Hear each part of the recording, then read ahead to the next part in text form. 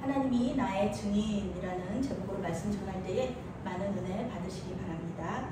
오늘의 핵심 주제는 오직 믿음으로 구원을 받는다.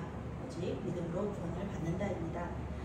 우리가 극장에 가면은 영화를 보기 전에 그 다음에 개봉될 영화를 이렇게 예고편으로 볼 때가 있어요. 예고편이라는 것은 영화의 내용을 일부 뽑아서 보여주는 것이죠. 예고편만 봐도 내용을 다 아는 영화가 있는가 하면 예고편만 보면은 그 내용을 모르겠는 영화도 있습니다. 이렇게 반전이 있는 영화는요, 예고편을 본다고 해서 그 결말을 알 수 없습니다. 오늘 말씀은 로마서 전체의 예고편과 같습니다. 로마서는 사도 바울이 고린도에서 로마 교회에 보낸 편지입니다. 사도 바울은 로마서에서 자신의 구원의 여정과 사명을 설명하고 있습니다. 이 설명을 들으면서 많은 사람들이 변화를 받았습니다. 그 중에는 초기 기독교 교부 중에 가장 영향력 있는 사람 중에 한 명이었던 아우구스투스라고 하죠. 그리고 아우구스투스, 그 다음에 종교 개혁을 일으켜서 기독교 세계만이 아니라 전 세계를 변화시킨 마틴 루터, 또 우리 감리교 교회인데 우리 교회가 감리교 운동을 시작하여서 18세기에 아주 강력한 영적 부흥을 견인했던 존 웨슬리가 있습니다. 사도 바울은 로마서의 전반부에서는 사람이 어떻게 구원을 받는가를 말해주고요. 그리고 로마서의 후반부에서는 그러면 구원받은 사람은 어떻게 살아야 하는가에 대한 그 말씀을 전하고 있습니다.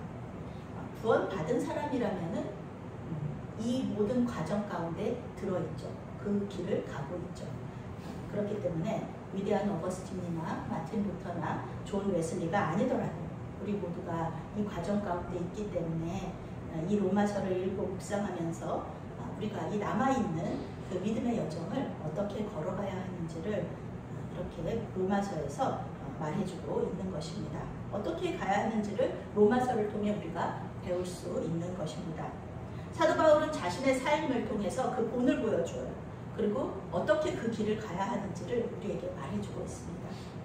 로마서는 사도 바울의 인사로 시작합니다. 우리가 편지를 보낼 때 누구에게 보낸다 이렇게 하잖아요. to 누구 또는 누구누구께 누구누구에게 이렇게 쓰잖아요. 그리고 맨 나중에 from 누구 또는 누구 올림 이렇게 쓰잖아요. 그런데 사도 바울 시대는요, 누가 누구에게 보냈는지를 맨 앞에다가 써요. 사도 바울은 로마 교회에 보낸 편지에 자신을 먼저 소개하죠. 예수 그리스도의 종으로 자기를 소개하고 있습니다. 예수님과 그를 믿는 자들을 죽이려고 혈안이 되어 있었던 사람이 자기를 예수 그리스도의 종이라고 소개하는 것을 보면요, 참 이 사도 바울의 삶이 또 하나님의 섭리가 놀랍기도 하고 또 재밌기도 해요. 놀라운 하나님의 섭리가 바울의 삶 속에 있었다라는 것을 우리가 알 수가 있습니다. 우리는 지금 사역자들을 주의 종이라고 부르면서 굉장히 존중하고 또 사랑하죠. 그런데 실제로 우리는 종이 없는 시대에 지금 살고 있는데, 종이 있는 시대에 사는 사람들은 종이 어떤 건지 알고 있잖아요.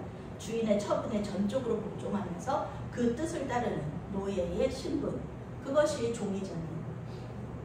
사도 바울 당시에는 노예제도가 있던 시대예요. 자신을 예수의 종이요, 노예라고 부르는 것은 참 쉽지 않은 일입니다. 사도 바울은 종이 아니잖아요. 노예가 아니잖아요. 지금 로마 교회에 보내는 편지를 쓰면서 로마 사람들과 똑같은 자기가 그 로마 시민의 신분이거든요. 자기는 자유인이란 말이에요. 그런데 종으로, 노예로 자신을 소개하고 있죠. 사도 바울은 자신의 정체성을 예수의 종이라고 생각해요. 그리고 자신의 사명은 예수 그리스도를 전하는 것이라고 여기고 있습니다. 사도 바울은 자신이 전하는 복음에 대해서 간단하게 소개해요. 구약 성경에서 예언한 메시아, 그분이 바로 예수님이라는 겁니다. 예수님은 완전한 하나님이시면서 완전한 사람이세요. 참 신비로운 존재세요. 예수님이라는 그 한 분 안에 신성과 인성이 다 같이 있는 거죠. 구약의 선지자들이 예언한 대로 육신으로는 다윗의 자손으로 오셨어요. 사람이세요. 그런데 죽음에서 부활하심으로 자신이 하나님이신 것을 증명하셨어요. 하나님은 죽지 않거든요. 이것이 하나님의 큰 특징 중에 하나입니다. 아주 처음부터 끝까지 살아계신 분이 하나님이세요. 우리 예수님도 마찬가지예요. 처음부터 계셨고 잠깐 사람으로 오셔서 또 죽으셨지만 다시 살아나시면서 자신이 하나님이시라는 것을 증명하셨죠. 창세전부터 계시다가 구약의 선지자들이 예언한 대로 다윗의 자손으로 육신을 입고 오셨고 지금까지 살아계신 분은 예수님밖에 없다는 것을 믿으시기 바랍니다.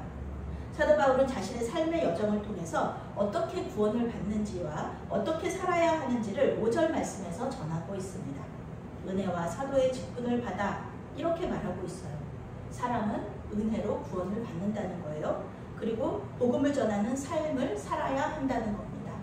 그러니까 어떻게 구원을 받느냐? 은혜로 구원을 받는다. 그러면 어떻게 살아야 하는가? 구원받은 사람은 복음 전하는 삶을 살아야 한다는 것입니다. 사도 바울이 받은 사도의 사명은요, 모든 사람이 예수를 믿고 구원을 받도록 복음을 전하는 거예요. 모든 사람이에요. 사도 바울의 비전은 정말 큽니다.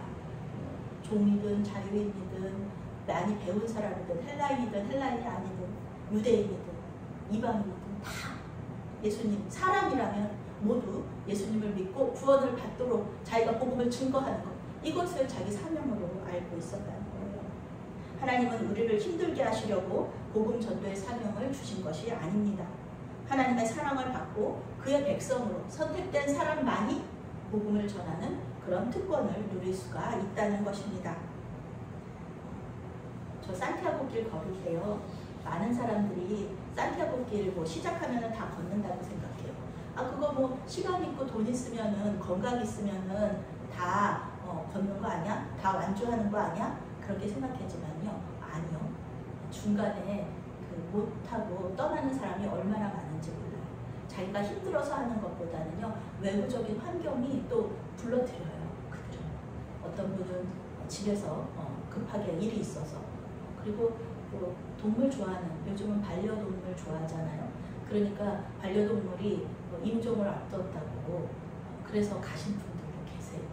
그럴 정도로 누구든지 다 우리가 복음을 전할 수 있다고 생각하지만 그렇지 않습니다.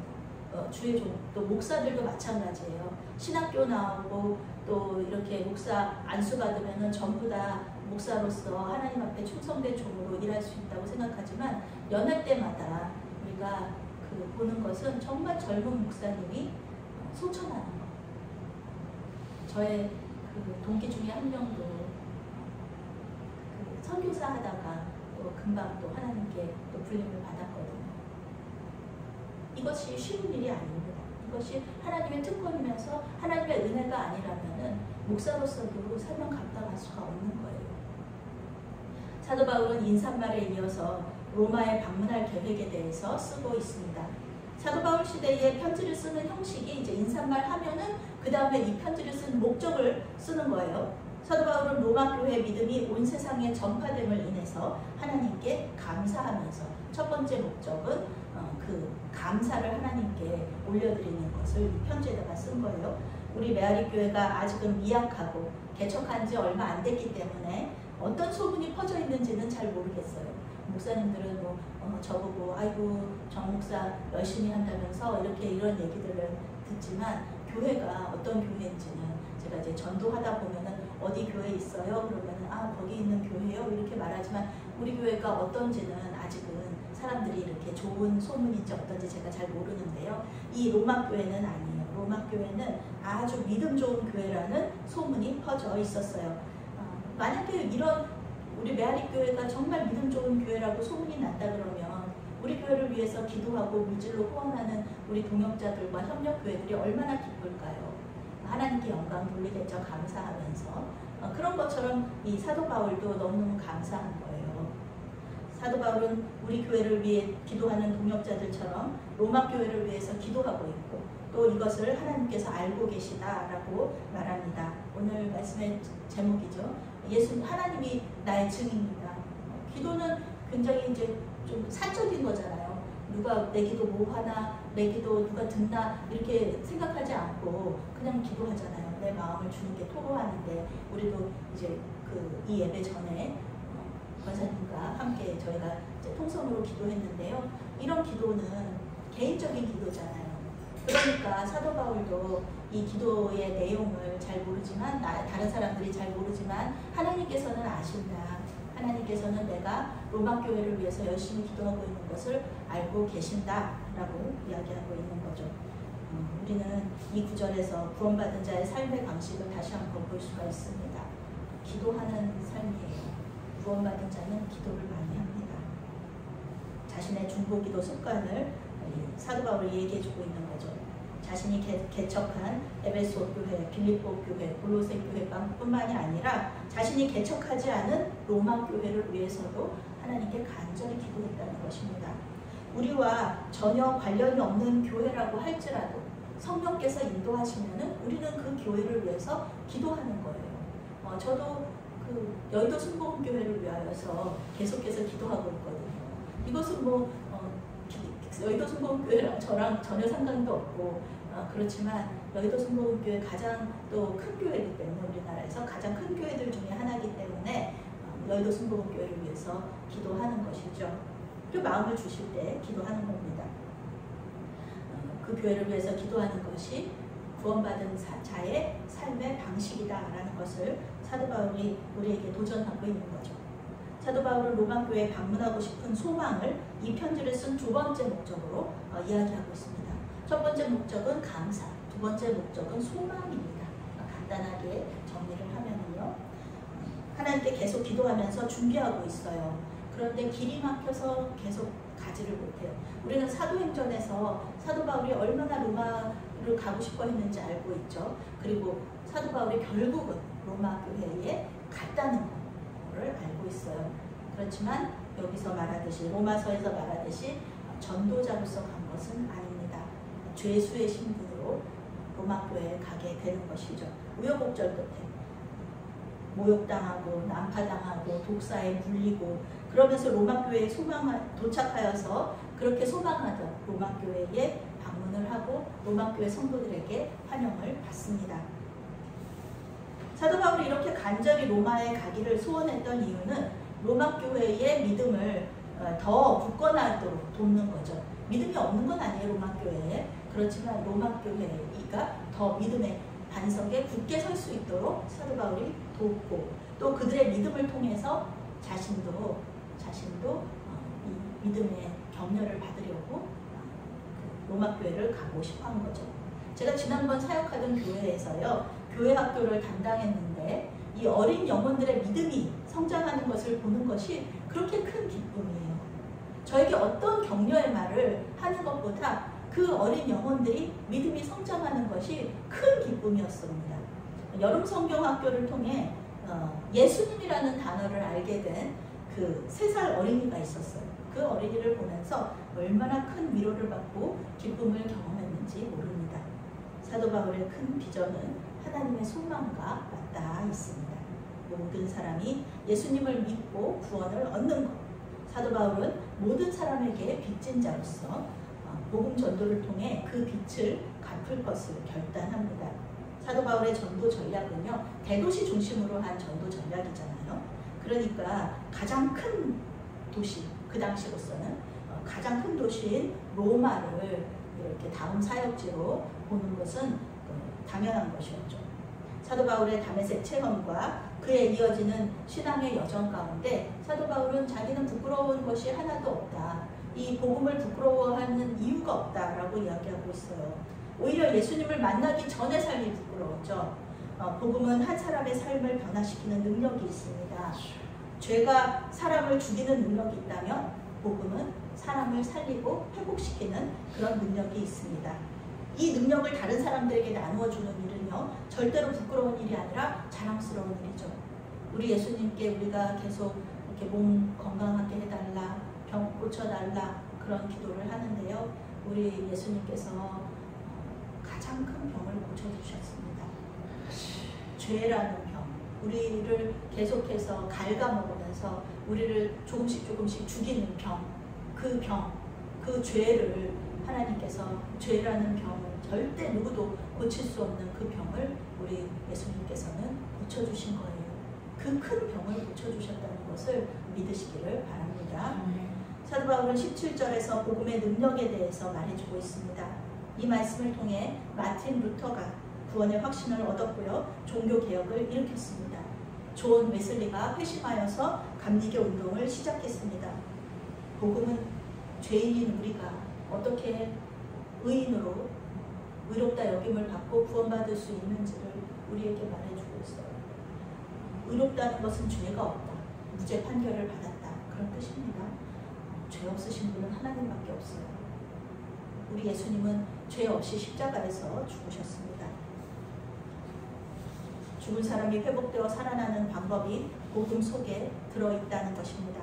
그것은 예수께서 우리를 대신하여서 죽으시고 다시 살아나심으로 우리가 의롭게 되었다는 것, 그것을 믿는 것, 이것이 바로 복음이라는 것이죠. 주님께서 우리의 주인 되심을 인정하고 그분의 뜻에 순종하면서 사는 것, 이것이 믿음으로 믿음에 이르게 한다는 말의 뜻입니다. 믿음으로 구원을 받고요. 또 믿음으로 사는 것, 이것이 로마서의 핵심 내용이면서 기독교의 핵심 교리입니다. 이 말씀의 뜻은 여러 가지 학자들마다 해석하는 방법이 다르지만 오늘 말씀의 그 문맥 제목에 따르면은 믿음으로 구원받고 믿음으로 또 산다라고 할 수가 있는 것이죠. 그런데 이 믿음도요, 우리가 우리 안에 있는 건 아니에요. 믿음도 하나님이 주신 선물입니다. 우리 안에 구원을 얻을 어떤 선한 것도 없고 오직 구원은 주님으로부터 말미암는다는 것, 이 은혜를 아는 것이 바로 우리 하나님께서 우리에게 주신 그 믿음이라는 선물이라는 것이죠. 오늘 사도 바울이 로마 교회에 보낸 편지를 통해서 우리는 사도 바울이 구원의 은혜에 얼마나 감사하고 있는지를 알 수 있습니다. 그는 그 구원의 은혜가 얼마나 큰지 자기 생명을 바쳐서라도 이 복음을 전할 것을 하나님 앞에서 결단하고 있습니다. 좋은 것이 있으면은 사랑하는 사람에게 당연히 전해주는 것이잖아요. 그런 것처럼 이 우리가 전하기에 부족함이 없이 넘치는 것, 이 복음, 이것이 전달하는 것이 당연하다는 겁니다. 구원받은 사람이라도 이 복음을 전하는 사람들이 많지 않은 것은 참으로 안타까운 일입니다. 우리가 혹시 복음을 부끄러워하는 사람들이 아닌지 우리는 자신을 성찰해 볼 필요가 있습니다. 물론 때와 장소를 잘 구별해야 되는 것은 맞아요. 주님께서는 진주를 돼지에게 던지지 말라고 했습니다. 복음 전도에도 성령의 인도하심을 따라야 하고요. 주님께서 주신 지혜와 명철을 사용해야 합니다. 그러나 내가 생각한다고 내가 생각대로 복음 전하는 것이 이때는 복음 전할만 하니까 복음 전하고 이때는 복음 전할만 하지 않으니까 날씨가 너무 덥고 또 춥고 또 사람이 없고 이런 것 때문에 복음을 안 전한다 그러면은 안 되는 것이죠. 복음을 전할 기회는 하나님께서 주셨을 때 잡아야 하는 것입니다. 우리는 하나님의 은혜로 구원받은 사람들입니다. 그리고 복음을 전하는 사명을 가지고 있습니다. 오늘 사도 바울이 말한 대로 이 구원받은 사람은요, 복음 전하는 삶, 또 기도하는 삶을 살아야 한다는 것입니다. 그것이 사도 바울이 로마서를 통해 우리에게 도전하는 것입니다. 구원은 단순히 죽어서 천국에 가는 것만을 의미하는 것이 아닙니다. 우리의 삶이 예수님처럼 변화되는 것입니다. 예수님을 믿고도 믿기 전과 똑같이 산다? 이거는 있을 수도 없고요. 있어서도 안 되는 것입니다. 하나님을 믿는 그 순간부터 시작해서 아니면 그 전의 순간까지 그 순간부터도 하나님께서 우리 삶을 얼마나 연단하시는지 몰라요. 신실한 그리스도인의 삶을 산다는 것, 그것이 바로 예수님을 믿는 자의 삶으로 또 복음을 전하는 삶인 것입니다.